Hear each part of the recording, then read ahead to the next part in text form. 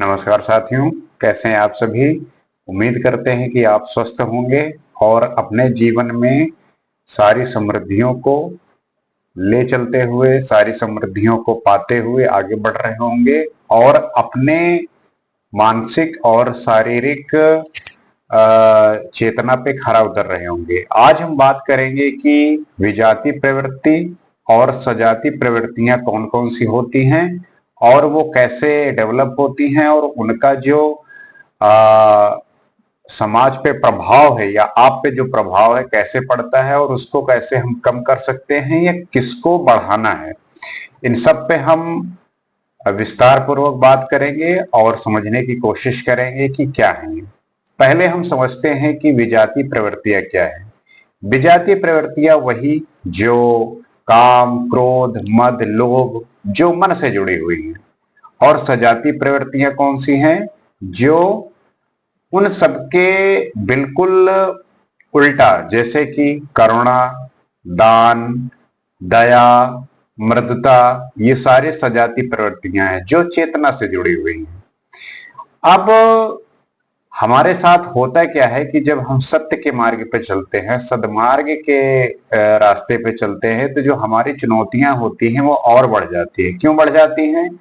क्योंकि हम सारी चीजों को होश में करने लगते हैं और जब आप होश में करने लगते हैं तब आपके अंदर गलती करने की गुंजाइश नहीं होती। वो गलती जो आप बेहोशी में करते रहते हैं और मूर्छा में पड़े रहते हैं और आपको लगता है कि सब चीजें अच्छी चल रही हैं, लेकिन अच्छी नहीं चल रही होती हैं। आप बेहोशी के हालत में वो सारी चीजों को ये मान के चलते हैं कि now the things are going very well और अब मुझे रिलैक्स करना है, I am fine, but the things are not right.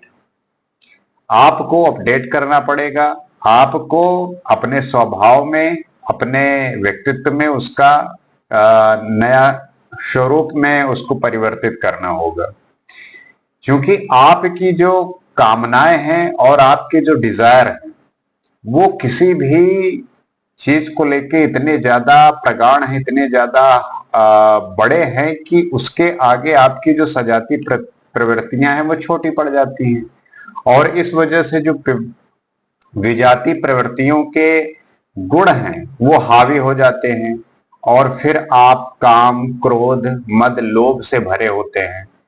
अब इनको साधने की और इनको एक रास्ते पे लाने की जो आपका तरकीब है, जो आपका साधन है या जो आपका टूल है, वो आपको ढूंढना पड़ेगा और उस पर काम करके आपको सजाती प्रवृत्तियां आपके अपने अंदर लानी पड़ेंगी, अपने अंदर उसको बैठाना पड़ेगा। अब ये होंगी कैसे? तो जाहिर सी बात है कि ध्यान एक बहुत अच्छा माध्यम होता है।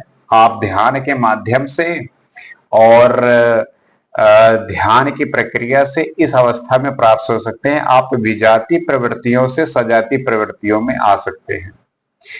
अब आजकल हो क्या रहा है कि सोशल मीडिया इतना ज्यादा हमारे सामने प्रकट रूप में है, ऐसे मुंह फैलाए हुए है कि आप जैसे ही आपको खाली समय मिलता है या जैसे ही आप किसी काम से छुट्टी पाते हैं, आप वैसे सीधा सोशल मीडिया पे पहुंच जाते हैं। वो चाहे ट्विटर हो, इंस्टाग्राम हो, यूट्यूब हो, कुछ भी हो, जहां पे आप अपने उस समय को स्पेंड करते हैं, बिताते हैं। अब इस समय पे जो ट्विटर है वो भारत में बुराई का अड्डा बन चुका है। आप ट्विटर खोलिए, जो एक्स है उसको आप खोलिए और उस पर देखिए कि कैसे लोग लड़ रहे हैं, कैसे अपने बातों को रखते हैं और फिर वो एक दूसरे की ट्वीट पे रीट्वीट ऐसे करते करते जो है बातें कितनी लंबी और कितना भयानक दृश्य बन जाता है कि आप उसकी कल्पना जो है करना मुश्किल हो जाता है। क्योंकि लोगों के पास अब ऐसी जो अत्याधुनिक मशीनीकरण से समय मिला है। पहले लोग क्या होता था कि सारे काम मैनुअल करते थे, तो ज्यादातर वो उनका समय जो है किसी काम को लेके व्यस्त रहता था और पहले के समय में वैसे टेक्नोलॉजी भी नहीं थी। जब वो खाली होते थे तब बैठ के वो भी ऐसे ही बातें करते थे। लेकिन आज के समय में जो सोशल मीडिया में बैठ के लोग अपनी बातों को ऐसे रखते हैं कि लगता है कि उनके द्वारा ही यह संसार चल रहा है और यह संसार आ, आ, आ, उनके ही हिसाब से चलनी चाहिए। अब वो अपने इस अहंकार में या अपने अपूर्ण ज्ञान के चक्कर में वो ऐसी बहस करते रहते हैं। क्योंकि आंतरिक प्रक्रिया जो भजन की है, आंतरिक प्रक्रिया से जो उस पे नियंत्रण करना है, वो उसको भूल चुके होते हैं। क्योंकि ध्यान की और भजन के लिए उनके पास उतना समय नहीं है कि उस चीज का वो चिंतन कर सकें, गहराई से सोच सके। This is the main problem of that. अगर वो उन चीजों को आत्मसात करने लगे, अगर अपने आप अंदर विचारों को प्रवेश करें और उसको गहराई से सोचे, तब उन्हें इस बात का एहसास होने लगेगा कि जो मैं करता रहता हूं, क्या ये एक सच्चे समाज के लिए या एक अच्छे मना स्थिति जो सभी की होनी चाहिए, क्या उस पर सही बैठ पा रही है। और वो अपने उस अज्ञानवश, अपने उस जो उनका उस विचारों से संबंध है उससे ना हटके वो अपने ही स्थिति को लेके वहां पे प्रदर्शित करते हैं। तो आपको उस स्थिति से निकल के अपने आप को आत्मसात करना है और होश में रह के वो आहुति देनी है, वो यज्ञ करना है। और जब आप यज्ञ करेंगे, आहुति देंगे किसकी? अपने उन विचारों की जो आपको भ्रमित करे रहते हैं। और जब आप होश में आके भजन शुरू करेंगे, तब आपका जो है ध्यान बढ़ने लगेगा, आपका मन विचार शून्य होने लगेगा और आपके अंदर चिंतन, करुणा और अहिंसा का जो भाव है वो बढ़ेगा। आप में सजाती प्रवृत्तियां डेवलप होंगी। अब चूंकि जब आप चिंतन करते हैं, मान लीजिए कि होता क्या है, जैसे आपने आज निर्णय किया कि मुझे कल से जो है कोई आपकी ऐसी आदत जो छोड़नी है या कोई अच्छी आदत जो बनानी है। अब मान लीजिए जैसे आपको कल से रनिंग पे जाना है और आप जो है आज निर्णय कर लिया, लेकिन कल जैसे ही वो समय आया, आप क्या करते हैं कि आप चीजों को फिर टालने लगते हैं। वो किस कारण करते हैं? क्योंकि आपके अंदर वो संकल्प शक्ति इतनी छोटी है, इतना संकीर्ण है और इतनी उसमें बल नहीं है कि वो आपको फोर्स कर सके, आपको आगे के लिए पुश कर सके कि नहीं आपको जाना ही है। तो अपनी संकल्प शक्ति बढ़ाने के लिए आपको चिंतन करना होगा, अनुशासन लाना होगा। अनुशासन जब लाएंगे वही डिसिप्लिन में कन्वर्ट होगा, वही डेडिकेशन में कन्वर्ट होगा। और आपको इस बात का हमेशा ध्यान रखना पड़ेगा कि माया की दुनिया और ब्रह्म की दुनिया अलग है। माया की दुनिया में संसारी लोग रहते हैं, ब्रह्म की दुनिया में सन्यासी लोग रहते हैं। तो आपको इन दोनों को हमेशा डिफरेंशिएट करके चलना पड़ेगा कि अगर मायावी दुनिया में रहना है तो आप संसारी बन के रहेंगे, लेकिन संसारी रहते हुए भी आप होश में रह सकते हैं। समस्या यही आती है कि आप संसारी तो हैं, उसके साथ साथ होश में भी नहीं है, बेहोश में है। आपके लिए जो जरूरी है, आपके लिए जो सबसे अति आवश्यक है, आप उसको ना करके किसी दूसरे कार्य में व्यस्त हैं। आपके लिए जो सबसे जरूरी है उस ध्यान की अवस्था में आके करने के लिए, उसमें आप अपने आप को भूले रहते हैं, बेहोशी के हालत में रहते हैं। तो पहले तो अपने आप को इस बात को लेकर डिफरेंशिएट करना होगा कि माया और ब्रह्म की दुनिया अलग है। अगर हम माया रूपी दुनिया में रह रहे हैं, संसारी बन के रह रहे हैं, तो क्यों ना ब्रह्म के सन्यासी होने के बहुत सारे गुणों को इसी संसारिक दुनिया में धारण करके होश में आके जीवन को जिए, कितना सुखमय होगा। और बहुत सारे ऐसे गृहस्थ रह चुके हैं जो सन्यासी रह के जिए हैं। राजा जनक उनके सबसे प्रमुख उदाहरण है। कि गृहस्थ में होके सबसे बड़ा सन्यासी। तो आपको भजन करना होगा, भजन करेंगे तो आपको होश आना शुरू हो जाएगा। और इन्हीं सब विजाती जो प्रवृत्तियां होती हैं, इन्हीं सबसे अशांति पैदा होती है, और जब अशांति पैदा होती है तभी ये कुकर्म करवाते हैं।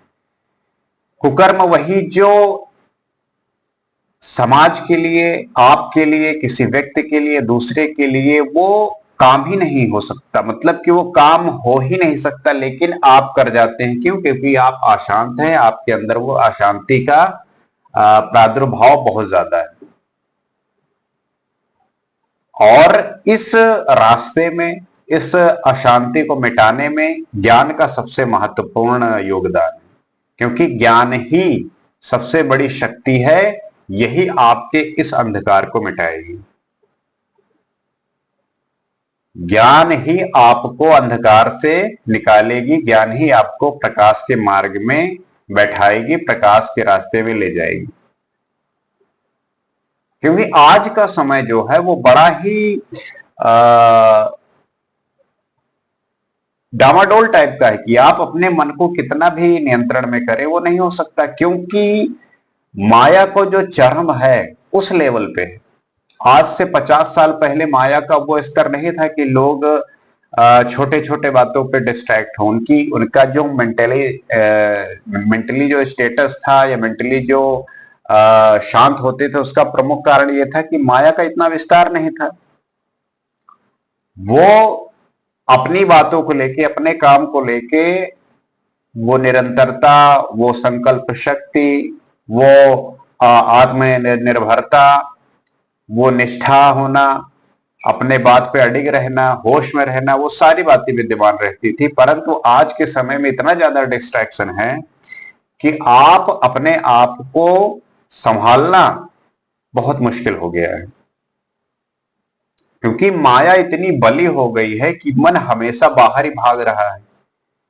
मन हमेशा अगर बाहर भाग रहा है तो आप अपने अंदर कैसे अपने आप को आत्मसात करेंगे? सावन का महीना चल रहा है, लोग शंकर भगवान की पूजा करते हैं, लेकिन उनको ये नहीं समझ पाते कि शंकर भगवान सबसे बड़े योगी हैं, सबसे बड़े ध्यानी हैं। उनकी जो तीसरी आंख दिखती है, प्रतीत होती है, उसका यही तात्पर्य है कि वो एक अंतर्दृष्टि की आंख है। वो उनके ध्यान से, वो उनके योग से, वो तीसरी आंख इसीलिए है कि इन दो आंखों से अगर आपको कोई चीज स्पष्ट रूप से नहीं दिख रही तो वो तीसरी आंख खुली हुई है। और ये सबके अंदर ये गुण होता है। सभी जो है, जो चीज इस आंखों से नहीं देख पाते, उन्हें लगता है कि कोई चीज है जो उसको बता रही है कि नहीं ये सही नहीं, ये सही है। लेकिन क्या होता है कि आप इतनी बेहोशी हालत में रहते हैं कि उसको इग्नोर कर देते हैं। लेकिन तो तीसरी आंख जो है वो हमेशा देखती रहती है, आपको इंगित भी करती रहती है कि आप जो कर रहे हो क्या ये ठीक है। वो हमेशा डिफरेंशिएट करती है, दिस इज राइट और रॉन्ग। लेकिन आप बेहोशी के हालत में उस बात को जानते हुए भी उस बात को इग्नोर करते हैं, और फिर इग्नोर की हुई चीजें आपके जीवन में समय के साथ आपके सामने खड़ी होती हैं और आपसे फिर वो प्रश्न करती हैं। क्योंकि आप किसी भी चीज को ऐसे नहीं छोड़ सकते। कोई ना चीज, कोई भी काम हो रहा है तो उसका अपना एक रीजन है, उसकी अपनी एक इंपॉर्टेंस है, और वो होके रहेगा। नियत इसी को बोलते हैं कि नियति जो है वो तो होके रहेगी। हमें ऐसे लगता रहता है कि क्या हम एक कठपुतली की तरह है कि कोई है जिसने हमें हमें नचाता रहता है। इस बारे में सोचा क्या आपने कि ये जो सब कुछ हो रहा है, कोई नचा रहा है? जैसे मेले वगैरह में आप देखते होंगे कि कठपुतलियों का नाच होता है, उसके ऊपर एक उसका एक व्यक्ति होता है जो उसको कंट्रोल करता रहता है और अपने हिसाब से उनको नचाता रहता है। वैसे ही हमें भी कोई ऐसे ही कंट्रोल कर रहा हो। इसी को नियत कहते हैं कि कोई कर रहा होगा, ऐसा भी हो सकता है। तो इसके भी बड़े सारे इस बहुत सारे इसमें गहराई है, कभी बाद में बात करेंगे। लेकिन जो आज का विषय है, उम्मीद करते हैं कि आप समझे होंगे, और आपसे भी उम्मीद करेंगे कि इन सब बातों को समझते हुए, मंथन करते हुए, चिंतन करते हुए अपने जीवन में, अपने आसपास, दोस्त, परिवार या जितने भी लोगों को सहायक हो सके, या जिसको इन सब बातों को जानने की रुचि हो या अरुचि भी हो, और उनको बताने का प्रयास करें कि क्या इसके माध्यम से हम जीवन में अपने सुधार कर सकते हैं, परिवर्तन कर सकते हैं।